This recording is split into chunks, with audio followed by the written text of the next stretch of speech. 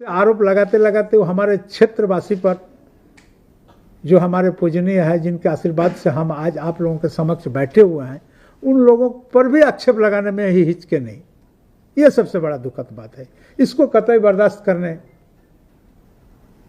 लायक नहीं है ये कि आसन में माननीय सदस्य अगर सदन का गरिमा को नहीं समझे तो आसन क्या कर सकता है। आसन हद से भी नीचे झुक करके भी प्रयास किया सदन को संचालन करने के लिए ताकि जनहित का काम हो, लेकिन उस पर भी लोग तैयार नहीं हुए। मैं समझता हूं कि यह तमाम मीडिया के लोग हमसे भी बेहतर समझेंगे कि आखिर सदन का समय से पूर्व ही हम लोगों ने स्थगित कर दिया। मैं सदन आहूत होने के पूर्व भी आप लोगों तमाम लोगों से मुखातिब हुआ था। मुखातिब होने के क्रम में एक अपेक्षा भी, एक आशा, एक उम्मीद भी जताया था कि ये सत्र भले ही छोटे हैं लेकिन एक सार्थक सत्र के रूप में ये सत्र उभरेगा। आप देख रहे हैं कि अल्प वर्षा होने के कारण राज्य के अंदर में खेती नहीं हो पाया है और खेती नहीं हो पाने के कारण सुखाड़ का स्थिति उत्पन्न होने की प्रबल संभावना उत्पन्न हो गया है। और ऐसे कई जन समस्या था जो सदन के अंदर चर्चा होने के लिए आहूत किया गया था। तो जो सदन में एक दल का मान्य सदस्यों का जो व्यवहार था, ये आप लोग भी देखे होंगे और उस व्यवहार से आहत होकर के हमें भी माननीय 4 सदस्यों को निलंबित करना पड़ा। और निलंबन वापस भी मैंने जिस अवधि के लिए निलंबित किया था उस अवधि से पूर्व ही उनका निलंबन वापस भी किया।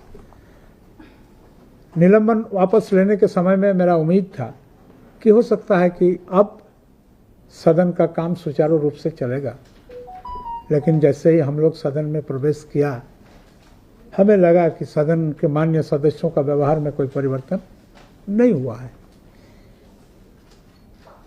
और जो सदन का स्वरूप जो है, जनमानस में सदन का जो स्वरूप जा रहा है, देश के अंदर देश के बाहर जो भी लोग, आप तमाम लोग जो चीज़ परिवेशन करते हैं उसको देखते हैं तो हमको लगता है कि लोगों के मन में निश्चित रूप से एक बात आता होगा कि ये सदन हास्यास्पद बनते जा रहा है।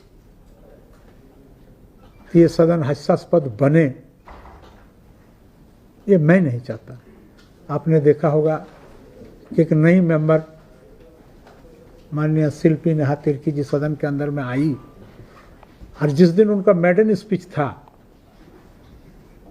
और मेडन स्पीच के अंदर में उन्होंने अपना जो अनुभव शेयर किया,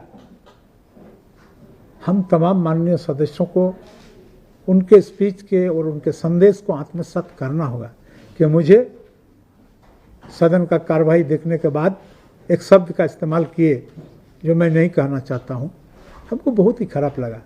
तो इसलिए निरंतर सदन का कार्यक्रम को हल्का कर देना, सदन को हास्यास्पद बना देना हम उचित नहीं समझ रहे हैं। इसलिए आहत मन से, दुखी मन से सदन को एक दिन पूर्व ही साइन डाई करने का निर्णय मुझे मजबूर होकर के लेना पड़ा। देखिए, भानु प्रताप शाही साथी भी हैं और वर्तमान में हमारे विधानसभा के सदस्य भी हैं और इस राज्य के मंत्री भी रहे हुए हैं। तो कुछ कुछ लोगों का आदत भी उस तरह का होता है। खैर, मुझे उसमें तकलीफ नहीं, मुझे जिसमें तकलीफ है कि हमसे आरोप लगाते लगाते वो हमारे क्षेत्रवासी पर, जो हमारे पूजनीय है, जिनके आशीर्वाद से हम आज आप लोगों के समक्ष बैठे हुए हैं, उन लोगों पर भी आक्षेप लगाने में ही हिचके नहीं। ये सबसे बड़ा दुखद बात है। इसको कतई बर्दाश्त करने लायक नहीं है। ये कुछ सत्र से देखा जा रहा है कि सदन चलाना आसन के लिए बहुत बेहद ही चुनौतीपूर्ण हो गया है। व्यक्तिगत रूप से आप आसन को भी चुनौतियां मिलती रही। आप बिल्कुल ठीक एहसास किए हैं। और प्रश्न वहाँ पर इस तरह बनता है कि आसन में माननीय सदस्य अगर सदन का गरिमा को नहीं समझे तो आसन क्या कर सकता है। आसन हद से भी नीचे झुक करके भी प्रयास किया सदन को संचालन करने के लिए ताकि जनहित का काम हो, लेकिन उस पर भी लोग तैयार नहीं हुए। आपने देखा होगा, मैंने इस विषय पर उस दिन भी एक माननीय सदस्य, वरिष्ठ सदस्य से पूछा क्या सदन ऐसा ही चलेगा, तो उनके तरफ से जवाब आया कि निकाल दीजिए सबको। अब इन तमाम बातों से आप सोच सकते हैं कि सदन के प्रति लोगों का किस तरह का आस्था है। इसीलिए इन तमाम विषयों को देखते हुए सदन को हास्यास्पद से बचा। में उनका रुख, विपक्ष का रुख कुछ और हो जाता है और सभा की कार्रवाई शुरू होने से पहले वो आपके पैर में आकर गिर जाते हैं। दोनों तरह की परिस्थितियों को लेकर के कुछ अलग से आप लोग बैठ करके कुछ ऐसा रास्ता निकालने का प्रयास। देखिए, हमने तो बार बार लोगों से अनुरोध किया कि आपके तर्कस में जितना शब्दबान है, तीखा शब्दबान है, आप उस शब्दबान को चलाइए, सरकार को आहत करिए, हमको कोई तकलीफ नहीं है, लेकिन वह संसदीय व्यवहार के अनुरूप होना चाहिए।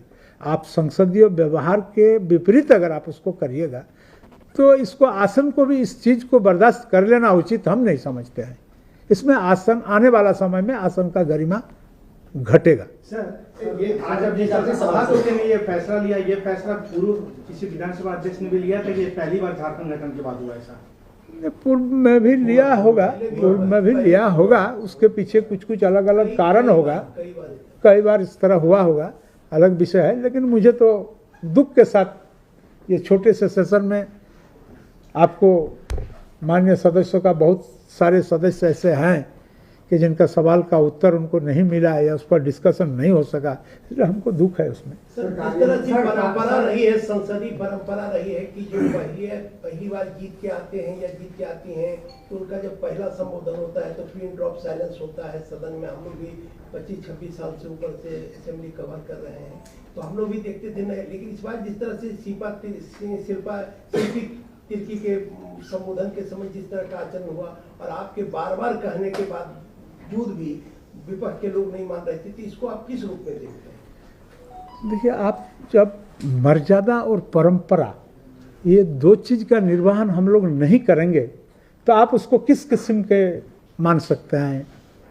मेरे पास वैसा शब्द नहीं है जिस शब्द को उसके साथ इस्तेमाल करें, लेकिन आपने ठीक कहा कि 20-25 वर्षों में जब कोई भी माननीय सदस्यों का पहला वक्तव्य होता है तो सारे माननीय सदस्य, वरिष्ठ सदस्य, कनीय सदस्य, सारे सदस्य उनको सराहते हैं, बोलने के लिए उनको प्रेरणा देते हैं।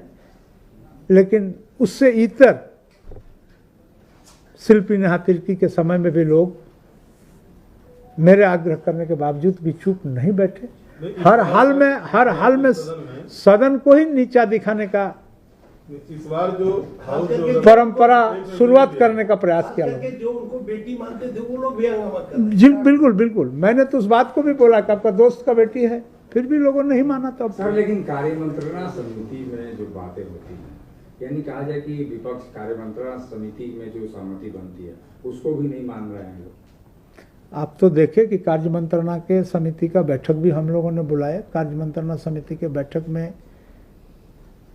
भारतीय जनता पार्टी के लोग उपस्थित नहीं हुए और बाकी सारे लोग हुए थे। सारे पार्टी के सदन के अंदर में जितना पार्टी है सारे पार्टी के लोग हुए और कार्य मंत्रणा में हम लोगों का कार्य सूची बनता है उस पर आलोचना हुआ। आलोचना होने के उपरांत उस मुद्दा को चर्चा के लिए लाया गया। लोग सहमति व्यक्त किए, नहीं इसमें निश्चित कार्य मंत्रणा में, इस कार्य मंत्रणा में उनके पार्टी के भी सीपी बाबू थे, अपर्णा सेनगुप्ता थी, ये थे सरजू बाबू थे, जितने लोग कार्य मंत्रणा के मेंबर हैं सारे लोग थे।